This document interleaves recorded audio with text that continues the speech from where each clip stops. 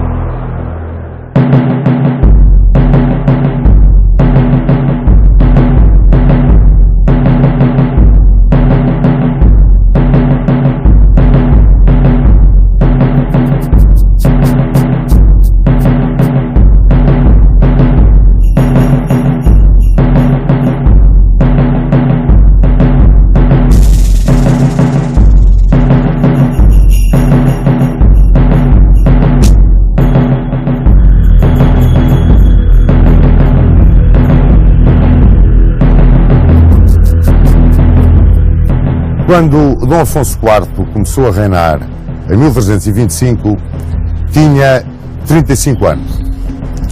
Dos traços de caráter que vimos na introdução a este reinado, quando apresentámos Dom Afonso IV, tudo indicava que ele iria ser um digno sucessor de Dom Dinis e um homem capaz de continuar a obra genial do grande monarca a quem sucedia. Chamou-lhe Alexandre Herculano um homem de juízo.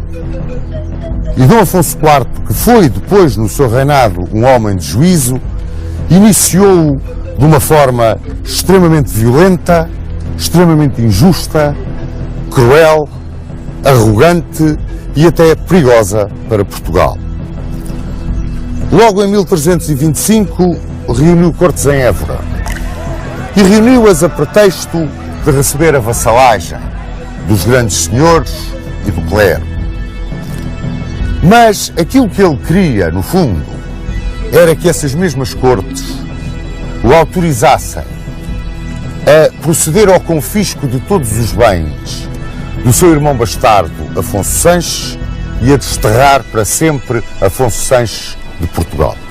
E mesmo perante a recusa das cortes a fazer isso, Afonso IV, a primeira medida que tomou foi precisamente o confisco de bens e o desterro do seu meio-irmão.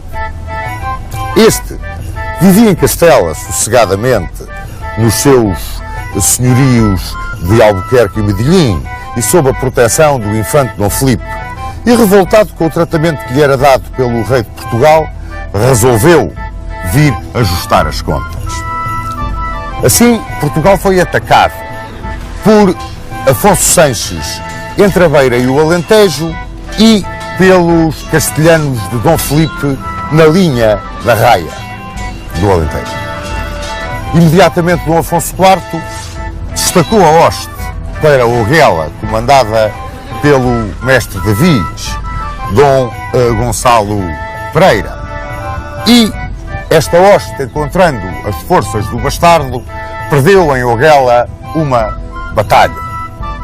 Dom Afonso IV, em retaliação, foi ele próprio a Codiceira, destruiu a povoação de Codiceira do outro lado da fronteira e, contente com o que tinha feito, regressou a Portugal.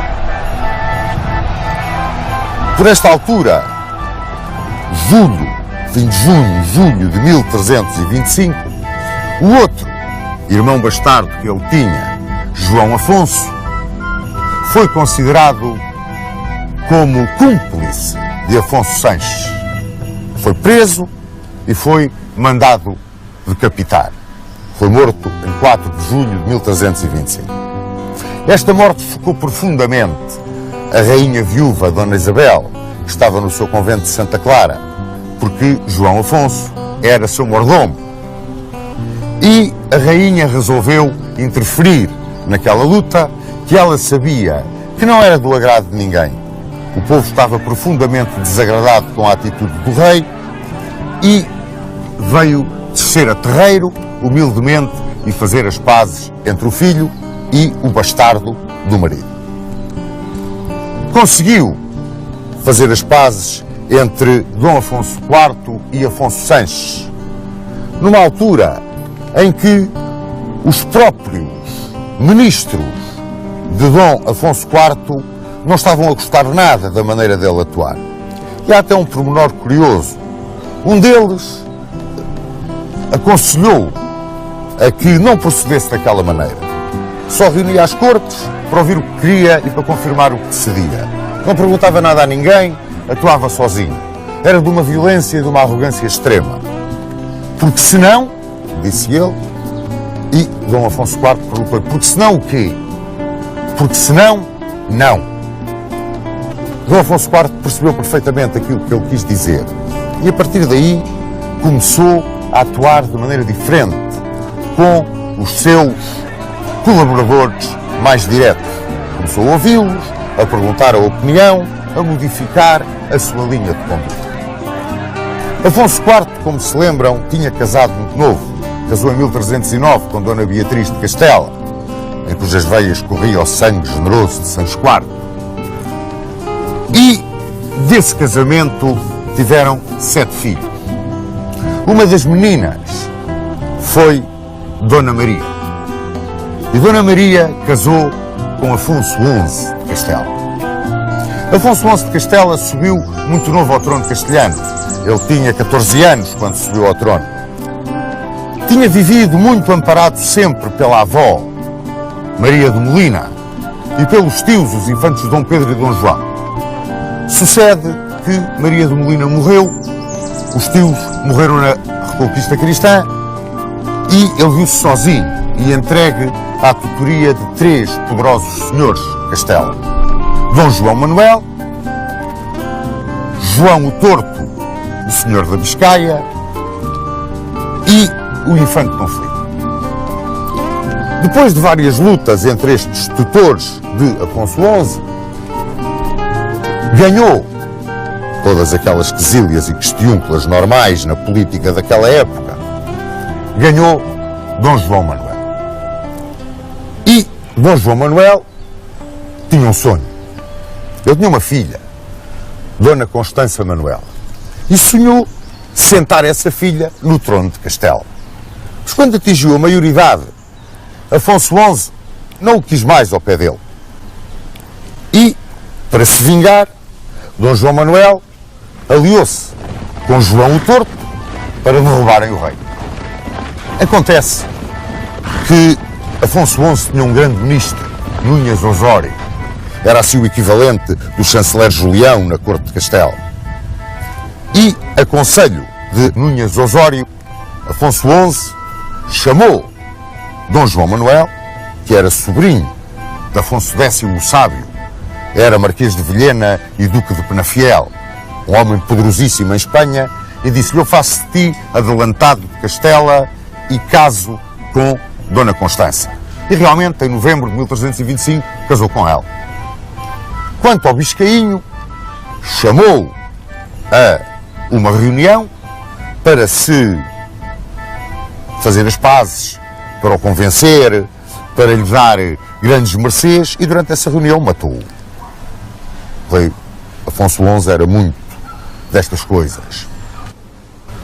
É claro, foi para as campanhas da Reconquista e quando voltou em 1327, instável como era, um terrível mulherengo, era valente como as armas, mas era um homem tremendo nas suas ligações sentimentais, resolveu romper o casamento com Dona Constança Manuel, encerrou-a na fortaleza de Toro e mandou emissários a Coimbra para contactarem Dom Afonso IV de Portugal, propondo-se casar com Dona Maria e, como uma dupla aliança, fazer o casamento do infante Dom Pedro de Portugal com Dona Branca de Castelo. E o casamento verificou-se. Sucede que Dona Maria de Portugal não engravidava. E ele convenceu-se que Dona Maria era estéril. Ficou furioso, começou a tratar Dona Maria com uma crueldade extrema e arranjou uma amante. Chamava os espanhóis a uma famosa dama castelhana, Dona Leonor de Guzmán, La Bella Hembra, a bela mulher. E Dona Leonor de Guzmán tornou-se, por assim dizer, na amante oficial de Afonso XI. Perante isto, e o tratamento infame que ele dava à pobre da princesa portuguesa, levou a que Dom Afonso IV se sentisse profundamente revoltado. Dom Afonso IV, que era um homem, que era um marido extraordinário, porque ele, como podem calcular os meus amigos, por tudo o que tinha sucedido nesse aspecto no reinado de Dom Dinis, pelo seu relacionamento tremendo com os bastardos de Dom Dinis, ele tinha um horror ao adultério e horror a tudo quanto fossem bastardos. É claro que o casamento de Dom Pedro com Dona Branca também não andou bem. Ele acabou por se divorciar de Dona Branca, alegando que Dona Branca era muito doente e era, enfim, não rolava bem da cabeça. Tinha grandes perturbações mentais. De maneira que, perante este cenário, Dom Afonso IV resolveu vingar-se. E, para se vingar do genro, mandou o mestre Davis, Dom Gonçalo Vaz, com um dote de 300 mil cruzados, que era muito dinheiro, pedir a mão de Dona Constança Manuel. Inicialmente, Afonso XI de Castela acedeu, mas, vendo a dependência em que ficava da decisão política do sogro, resolveu não dar em casamento ao português Dona Constança Manuel, mas arranjar-lhe um casamento na Navarra. É claro que tudo isto foi uma tremenda complicação para Dom Afonso IV. Se juntarmos a esta situação o que sucedia em Castelo, em que por causa do casamento de Afonso XI com Dona Constança Manuel tinham havido todos os problemas que o tinham oposto a João o Torto. Depois, todos os problemas que sucederam com Dom João Manuel, que se revoltou por causa do repúdio da filha, que procurou uma aliança com o rei de Portugal e o rei de Aragão, que foi emendada pelo rei de Castela, casando o rei de Aragão com Dona Leonor. Núñez Osório resolvia tudo com a política matrimonial. Tudo isto levou a um estado realmente de grande fricção entre Portugal e Castela, e quando, em vez de casar Dona Constança Manuel na Navarra, aquilo que fez o rei de Castela foi sequestrar Dona Constança Manuel e não a deixar vir para Portugal com a embaixada que a foi buscar, Dom Afonso IV resolveu ir para a guerra. Adiantou-se-lhe o castelhano e invadiu o Minho. O arcebispo de Braga repeliu os castelhanos no Minho, mas os castelhanos ganharam uma batalha naval. A guerra estava muito equilibrada. Dona Isabel A Rainha Santa, coitada, morreu em Estremoz. Não conseguiu chegar à fala com os contendores, o rei de Castela e o rei de Portugal. E veio ser enterrada aqui no seu mosteiro de Santa Clara. Dona Beatriz quis imitar a sogra e também foi para estabelecer as pazes entre os dois monarcas. Nada conseguiu. Quando estavam nestas estiúnculas de estabelecer a paz, de fazer a guerra, uma aliança com Aragão, um ataque a Castela em duas frentes, toda a complicação da política da época, o que sucede?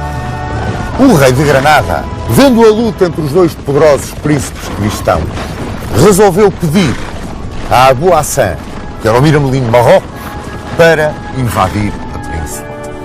E essa notícia caiu como uma bomba em Castela.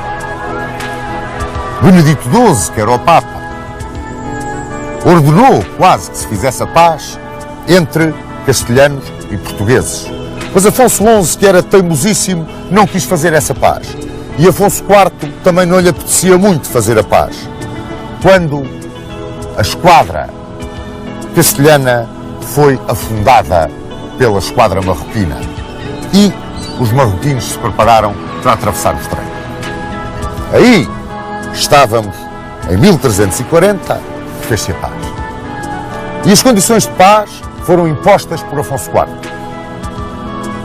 Desterro de Dona Leonor de Guzmã, vinda para Portugal imediatamente de Dona Constança. Os monarcas aliados não poderiam fazer a paz separadamente com o Moro. Estas três condições eram condições capitais para se estabelecer a paz. E Afonso XI aceitou.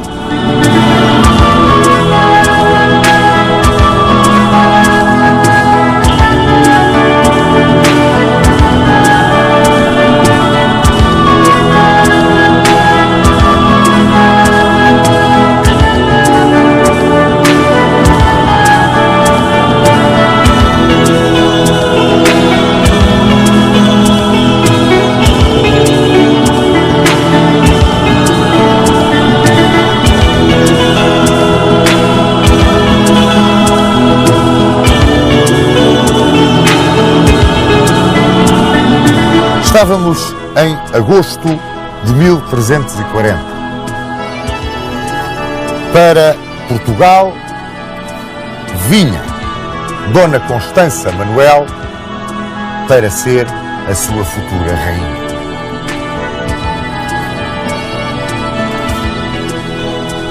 O que sucede agora, em paralelo, são duas situações do reinado de Dom Afonso IV que o marcam profundamente.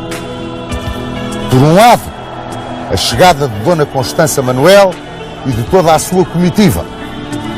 Por outro, a preparação da partida para a grande campanha contra os marroquinos e os granadinos na Andaluzia. Sem tentar confundir estas duas situações que ocorrem de uma forma praticamente simultânea, vamos falar primeiro do que foi a campanha militar. Dom Afonso IV, em setembro de 1340, reuniu a hoste real. Vinham as tropas dos concelhos, a cavalaria das 4 ordens militares, mesnadas de grandes senhores, entre eles 2 famosos cavaleiros, Lopo Fernandes Pacheco e Rodrigues Álvares Pereira, e com cerca de 1000 lanças. Interessa dizer que uma lança tinha 5 homens. Foi-se juntar em Sevilha com o exército do Genro. Genro esse que muito mal lhe tinha tratado a filha. Tão mal que a pobre infanta de Portugal se foi refugiar em Burgos. Veio para Portugal, mas foi ela que, esquecendo todas as maldades que o marido lhe tinha feito, foi a Évora pedir ao pai, por amor de Deus, que ajudasse o marido naquele aperto, porque Castela ia ser invadida. E Dom Afonso IV, que era um homem extraordinariamente generoso, e também porque, e a história sempre o provou, perante o inimigo comum, as duas grandes potências ibéricas sempre se juntaram. Mais uma vez se juntaram aí perante esse inimigo comum. E nos meados de outubro de 1340, os exércitos cristãos, fortes de 18 mil cavaleiros e 40 mil peões, saíram de Sevilha direitos a Tarifa. A praça de Tarifa estava cercada, na altura, por Abu Hassan, o exército de Marrocos e o exército de Granada. E todos aqueles campos ali, naquela zona perto de Gibraltar, que tinha sido perdida para os marroquinos, estavam a ser saqueados e violados. Um destroço. Há uma grande elevação que domina o vale do Rio Salado e que é chamada La Peña del Ciervo. E foi aí que os reis cristãos chegaram em 29 de outubro de 1340. Perante esse aproximar das forças cristãs, Abu Hassan levantou o cerco de Tarifa e veio ao encontro dos reis cristãos. Quando ele levantou o cerco de Tarifa, houve a possibilidade de infiltrar uma força de cavaleiros e peões em Tarifa para reforçar o dispositivo de defesa de Tarifa e ficar com uma força bastante importante à retaguarda da futura linha de batalha dos marroquinos e dos granadinos. Da Peña del Ciervo para o lado do mar corre o Rio Salado e há dois montes. No monte do lado de terra, do lado direito, ficou o exército do rei de Granada. E no monte do lado esquerdo, em frente de Tarifa e do lado do mar, o exército marroquino de Abu Hassan. Na madrugada de 30 de outubro de 1340, dispuseram-se os exércitos cristãos em frente do exército inimigo. O rei de Portugal, em frente dos granadinos, à esquerda do lado de terra e à direita do lado do mar, Afonso XI de Castelo. E à hora da terça, segundo dizem os cronistas, às 9 horas da manhã, iniciou-se a grande Batalha do Salado. A Batalha do Salado foi uma batalha épica. Uma batalha onde as forças portuguesas se distinguiram sobremaneira. E um dos homens que mais se distinguiu nessa Batalha do Salado foi o mestre do hospital, Álvaro Gonçalves Pereira, que levou a Vera Cruz. A cruz onde morreu Cristo, uma cruz com um bocado de madeiro, da cruz onde tinha morrido Cristo, um bocado de madeira encostado, uma relíquia, para o campo de batalha. A carga da ordem do hospital foi extraordinária. Os cavaleiros portugueses bateram-se com uma bravura tremenda, bem como os cavaleiros castelhanos. E no auge da refrega, de dentro de Tarifa, a força que ali se tinha infiltrado com a guarnição de Tarifa saiu à retaguarda dos marroquinos e dos granadinos. A derrota de Abu Hassan e do rei de Granada foi total. Foi uma catástrofe. Uma catástrofe tão grande que se pode dizer que a Batalha do Salado selou definitivamente a sorte da reconquista cristã. Diz a lenda, a tradição, que depois da batalha o espólio era uma coisa magnífica, desde o harém do marroquino a tesouros, armas, bandeiras, prisioneiros. E Dom Afonso IV foi o primeiro, pela colaboração portuguesa e os agradecimentos de Afonso XI, Afonso IV foi o primeiro a escolher desse despojo de guerra o que ele quisesse. E disse que tinha vindo ali pela salvação de Cristo, pela salvação do genro, pela salvação da cruzada na Península. Levava um cativo, umas bandeiras e umas armas e não levava mais nada. E veio-se embora com o infante Dom Pedro, que muito bem se bateu na Batalha do Salado. É curioso que depois da Batalha do Salado, pouco depois da Batalha do Salado, dá-se, e muitas vezes as pessoas não se lembram disso quando estudam este reinado. Dá-se a nossa primeira aventura, digamos, a nossa primeira aventura marítima. A nossa esquadra tinha sido destroçada numa tempestade. Mas em 1341, o almirante Pesanho encarregou um navegador de Itália, um Angiolino de Teggia, para se fazer ao mar, direito às Ilhas Encantadas, que eram já do conhecimento em Portugal, as Canárias.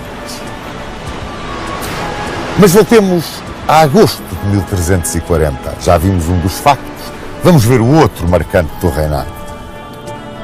Em agosto de 1340, chega a Portugal Dona Constança Manuel. E, na sua comitiva, vem uma mulher de uma beleza rara. Chamavam-lhe o Colo de Garça. Era Inês Pires de Castro. Inês de Castro, como nós a conhecemos. Era de estupendas famílias. Era filha bastarda de um grande senhor. Era um dos homens do governo de Afonso XI de Castela, Pedro Fernandes de Castro, e de uma dama portuguesa, Dona Aldonça Lourenço, filha do senhor de Valadares, que tinha sido um grande amigo de Dom Dinis. Inês de Castro era uma mulher que cativava tudo e todos, de uma simpatia, de uma graça, de uma alegria e de uma beleza realmente que, uma vez vista, nunca mais saía do coração de um homem. E é claro, não saiu do coração de Dom Pedro. Dom Pedro, que se apaixonou por Inês de Castro, não escondia essa paixão. Quando Dona Constança Manuel, futura rainha de Portugal,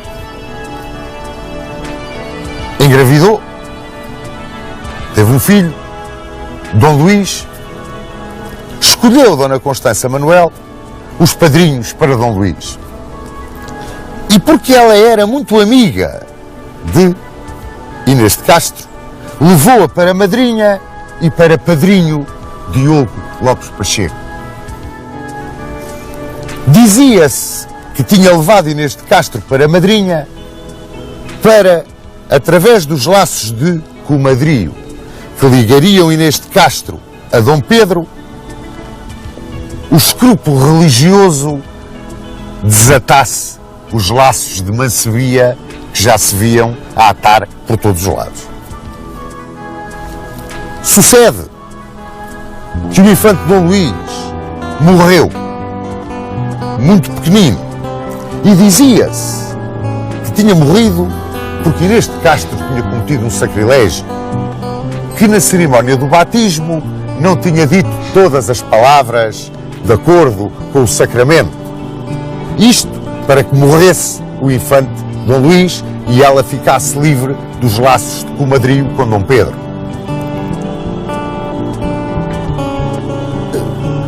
Muito pouco tempo depois disto ter sucedido, Dom Afonso IV, sabedor de que havia ali uma ligação estranha, e odiando tudo quanto era adultério e filhos bastardos, e pelos motivos que já vos disse, mandou Inês de Castro sair da corte. E Inês de Castro foi-se albergar em Albuquerque, mas continuou a sua correspondência com Dom Pedro.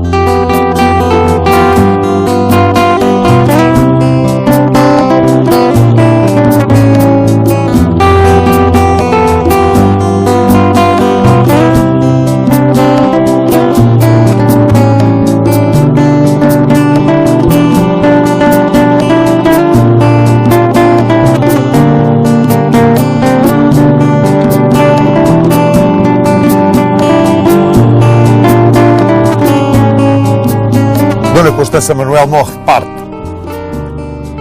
Nasce Dom Fernando, que viria a reinar em Portugal. E, viúvo Dom Pedro começou a viver maritalmente com Inês de Castro e escolheu para viver com ela aqui, este Paço de Santa Clara, mesmo junto à Quinta das Lágrimas, aqui em Coimbra. E aqui viveram os seus amores em grande desvaio, conforme dizia Fernão Lopes. Tiveram filhos. Primeiro, Dom Afonso morreu muito pequenino. Dom João, Dom Dinis e Dona Beatriz. Filhos. Bastardos. Dom Afonso IV ficou logo em alerta. Mas, como se não chegasse filhos bastardos, constou a Dom Afonso IV que Dom Pedro e Dona Inês se tinham casado secretamente em Bragança com o Bispo da Guarda, Dom Gil, presidindo a cerimónia, o que piorava ainda mais a situação. Mas, como se isso não chegasse, os irmãos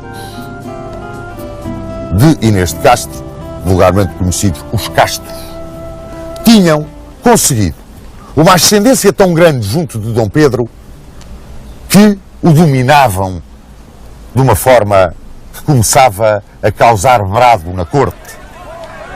Um era Álvaro Pires de Castro, bastardo de Pedro Fernandes de Castro como Inês de Castro, e o outro, Fernando de Castro, que era filho legítimo. Não interessava se um era bastardo ou não era, e o outro era legítimo ou não era. Eles eram dois homens extraordinariamente poderosos na corte, extraordinariamente poderosos junto de Dom Pedro. Em 1350 morre Afonso XI de Castela, morreu de peste. Uma peste que em 1348, 1349 teve um efeito verdadeiramente devastador em Portugal e que levou Dom Afonso IV a tomar uma medida extraordinária. É engraçado como um apontamento. Não sei se sabem, durante a peste negra, que matou 25 milhões de pessoas na Europa, em Portugal, a Igreja condenava à excomunhão todos aqueles que não apresentassem o seu testamento para a aprovação pela Igreja e cobrava imposto sobre esse testamento. Quer dizer, com a desgraça da peste negra, a Igreja encheu os cofres. E Dom Afonso IV não teve pelos ajustes e legislou no sentido de impedir que esse imposto da Igreja fosse lançado dessa maneira. Ele foi um homem que legislou sobre os impostos, sobre os penhores, sobre a moeda falsa. Foi um homem com uma atividade legisladora extraordinária e com um sentido de Estado extraordinário. Sentido de Estado extraordinário. Era por este sentido de Estado que os seus conselheiros, sobretudo Diogo Lopes Pacheco, Álvaro Gonçalves, que era o Meirinho Mor, e Pedro Coelho, o aconselhavam a ter muito cuidado com o que se estava a passar da ligação de Inês de Castro com Dom Pedro. Porque, com a guerra em Castela entre Pedro Cruel, filho de Afonso XI de Castela e de Dona Maria de Portugal, e Henrique de Trastâmara, o bastardo, filho de Afonso XI e de Dona Leonor de Guzmã, essa guerra que se estava a travar em Castela e que trazia Castela a ferro e fogo, podia ter reflexos em Portugal. Por um lado, numa imitação, um dia mais tarde, o legítimo com os filhos ou do segundo casamento ou bastardos. Diziam eles que bastardos porque Dom Pedro negava e tornava a negar que estivesse casado com Inês de Castro. Dom Pedro negou, e negou ao arcebispo de Braga, e negou a Diogo Lopes Pacheco, que o foram alertar que ao rei aquilo não estava a agradar nada. Mas, pressionado pelos Castros, Dom Pedro cometeu aquilo que nós podemos dizer que foi a gota d'água, extravasou o copo. Em 1354, apresentou a sua candidatura ao trono castelhano. É claro que isto realmente era um desafio lançado a Pedro Cruel. E Pedro Cruel não era homem para aceitar grandes desafios. Não se ficava. Isto punha em perigo o reino e, além disso, a porta sempre aberta para uma guerra civil em Portugal, no género da que estava a acontecer em Castela. A negação de Dom Pedro, as negativas dele quanto ao seu casamento, as pressões constantes na corte e dos conselheiros, levaram Afonso IV a pensar ver-se livre de Inês de Castro. E foram fazê-lo realmente da pior maneira possível. Aquilo que era uma razão de Estado podia ser resolvido de outra maneira, acabou por ser resolvido de uma maneira radical, custou muitas lágrimas e muito sangue. Entrava janeiro de 1355 e Inês de Castro estava aqui com os seus filhos. Dom Pedro saía para uma caçada e no dia 7 de janeiro de 1355 foram avisar Dom Afonso IV a Montemoro Velho de que Inês de Castro estava sozinha em Coimbra. E ele saiu de Montemoro Velho com o Coelho, o Gonçalves, o Pacheco e o Carrasco.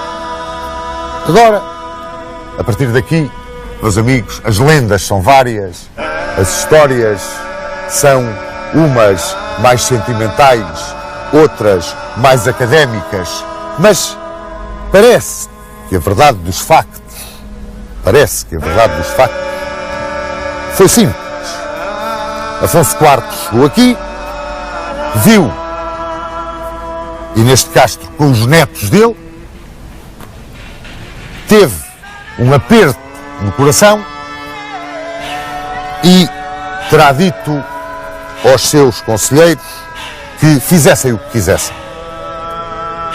Ele estava disposto a perdoar tudo, a dar outra saída àquele problema, a não matar Inês de Castro. Parece que, inclusivamente, Diogo Lopes Pacheco faria coro com ele, mas os outros dois, Álvaro Gonçalves e Pedro Coelho, eram radicais no fim, no cortar o mal pela raiz. E ele, quando lhes disse que fizessem o que quisessem, foi-se embora. E eles fizeram o que quiseram. E Inês de Castro foi degolada aqui, neste paço de Santa Clara, em Coimbra, na quinta, perto da Quinta das Lágrimas, estão juntos, mesmo, praticamente o mesmo terreno. Foi aqui degolada no dia 7 de janeiro de 1355, de uma forma dramática, que passou à lenda e que ensombrou o reinado de Dom Afonso IV.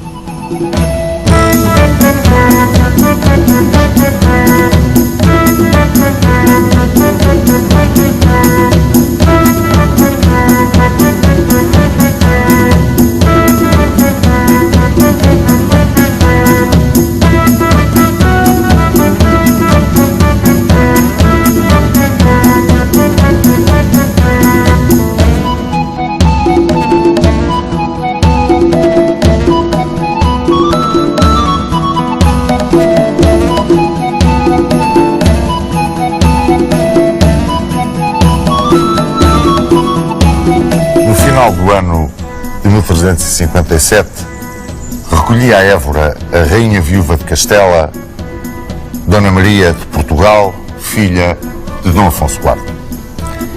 Dizia-se que, ainda em vida do marido, Afonso XI, de Castela, Dona Maria tinha tido uma ligação amorosa com Martim Afonso Teles de Menezes, que era seu camarista, e que essa ligação, depois da morte de Afonso XI, tinha continuado, tinha aumentado com grande escândalo, o que tinha levado Pedro Cruel, filho da adúltera, a arranjar a morte de Martim Afonso Teles de Menezes numa emboscada. Quando recolheu a Évora, isto mesmo no fim de 1357, Dona Maria morreu em 3 de dezembro, e diziam que envenenada por ordem do pai, Dom Afonso IV. Uns diziam que sim, outros que não. Se olharmos para quem era Dom Afonso IV, talvez que cheguemos à conclusão que muito provavelmente, como um castigo, terá mandado matar a filha, porque Dom Afonso IV era um homem extraordinariamente marcado pela vida amorosa de Dom Dinis. E, portanto, na sua vida nunca permitiu nem adultérios, nem ligações estranhas, nem bastardias. Por esta altura, ardia o reino. O infante Dom Pedro, acompanhado dos seus parciais e dos irmãos da linda Inês, Dom Fernando e Dom Álvaro Pires de Castro, punha tudo a ferro e fogo para vingar a morte da sua amada. Tinha sido uma situação dramática. E por mais que quisessem dizer ao infante e lhe quisessem explicar as razões de Estado que estiveram por trás de tudo aquilo, ele a nada ligava. Queria vingança e só vingança. Preparava-se mesmo para enfrentar o pai de armas na mão.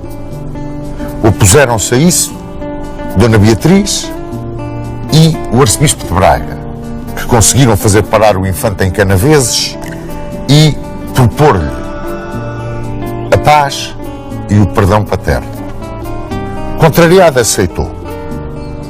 Mas, quando teve de jurar que não se vingaria nunca de Pedro Coelho, Álvaro Gonçalves e Diogo Lopes Pacheco, os intervenientes no drama de Santa Clara, aí Dom Pedro jurou, mas jurou de dedos cruzados, como nós costumamos dizer. E mais sabia disso o pai, que a primeira coisa que fez foi mandar homiziar em Espanha os assassinos de Inês de Castro. Chegava ao fim a vida de Dom Afonso IV. Recolhia-se à Alcáçova de Lisboa, praticamente incompatibilizado com o filho, tristíssimo, amargurado com o drama familiar que lhe tinha batido à porta mesmo no fim da vida, ele que tanto preservava a família por causa de tudo quanto tinha sucedido na sua infância e na sua juventude. E, ao sentir a morte aproximar-se, pediu que o filho o fosse visitar. Queria ter com ele uma conversa como tivera com o pai na hora da morte de Dom Dinis. Talvez para morrer em paz, com tudo remediado.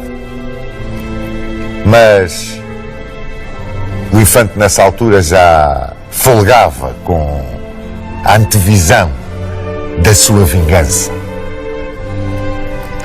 A poucos homens se terá aplicado, como a Dom Afonso IV, aquele velho ditado do filho és, pai serás. E no dia 28 de maio de 1357, na Alcáçova de Lisboa, falecia o bravo e era sepultado na sé da capital.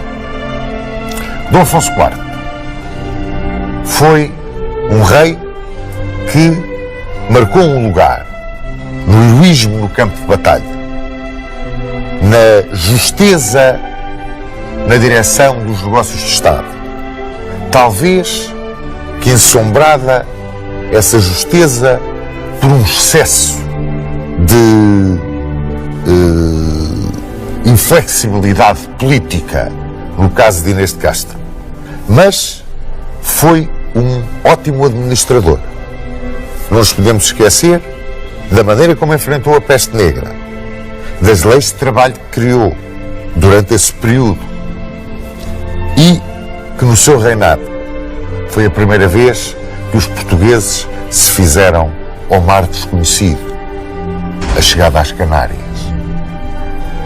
O vencedor do Salado, Dom Afonso IV, passará à história mais do que nada por esse momento extraordinário na vida da Reconquista cristã, a vitória decisiva da Reconquista.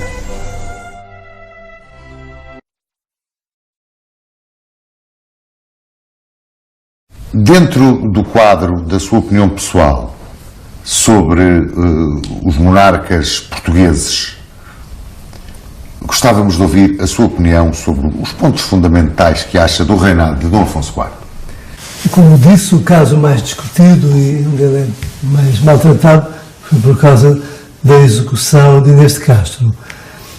E, no entanto, sobretudo quem lê a história da época, e mesmo quem vê um excelente filme chamado Inês de Portugal, percebe-se que realmente era indispensável para a segurança do país, porque os irmãos de Inês de Castro estavam a conspirar politicamente em Espanha para a substituição do rei, e se ela tivesse subido ao trono, tinha uma influência muito grande sobre o futuro rei e poderia envolver Portugal na guerra civil que se desencadeou em Espanha. E por nesse aspecto foi justificado. Só que, claro, foi um lado extraordinariamente duro, foi uma grande violência e ainda hoje o sentimento popular português considera com horror isso que aconteceu. Mas politicamente parece que não havia muitas outras hipóteses de resolver o problema. O João Duarte tem uma ideia curiosa sobre a Batalha do Salado. Eu gostava que nos pusesse essa ideia. Pensa-se que a batalha passou junto do grande rio Salado, mas não foi isso. O que se descobriu recentemente é que no lugar onde ela realmente aconteceu havia um braço do mar que era um rio que tinha água salgada e que, portanto, é chamado o Rio Salado, e a população da região depois batizou a batalha pelo nome daquele rio, pequeno rio, onde ela teve lugar. Agora, que de facto a batalha foi fundamental para o futuro da Península, isso não há dúvida nenhuma. Se tivesse sido perdida, não sabemos que língua é que falaríamos hoje. Sim. No reinado de Dom Afonso IV surgiu o problema da peste negra. E eu, vários autores, tenho seguido e tenho lido, que dizem que Dom Afonso IV combateu a peste negra com medidas de trabalho obrigatório. Eu parece-me que é um bocadinho violento dizer medidas de trabalho obrigatório. Ele impôs o trabalho obrigatório. Eu dá-me a ideia que não foi bem isso, Sr. Dom Duarte. Eu gostava de saber... Hoje em dia chama-se isso de requisição civil. Não? Eu penso... Ninguém queria aproximar-se dos cadáveres das vítimas. Exato. As pessoas tinham um medo pavoroso de se contagiarem. E não se sabia que o contágio era feito através das pulgas dos ratos. Só muito mais tarde é que se veio descobrir isso. Mesmo sendo um reinado controverso, e mesmo sendo um rei controverso, Dom Afonso IV, até pelas relações com o pai, depois pelas relações com o filho, a violência do início do reinado e do fim do reinado. Mas, de qualquer maneira, a projeção que ele deu à Marinha Portuguesa, penso que foi um aspecto muito positivo do reinado dele. Foi realmente o começo de uma Marinha organizada. E daí, não sei se realmente quando o rei Dom Dinis, como dizem os poetas e o Fernando Pessoa, ao organizar a plantação dos pinhais, no Pinhal de Dini, se estava a pensar de facto nas navegações. Imagino mais que estivesse a pensar na defesa do avanço das dunas para cima dos campos. Mas não há dúvida nenhuma que, de algum modo, ter bons pinheiros bem direitos, enfim, numa zona muito propícia, que favoreceu a construção naval, não há dúvida nenhuma.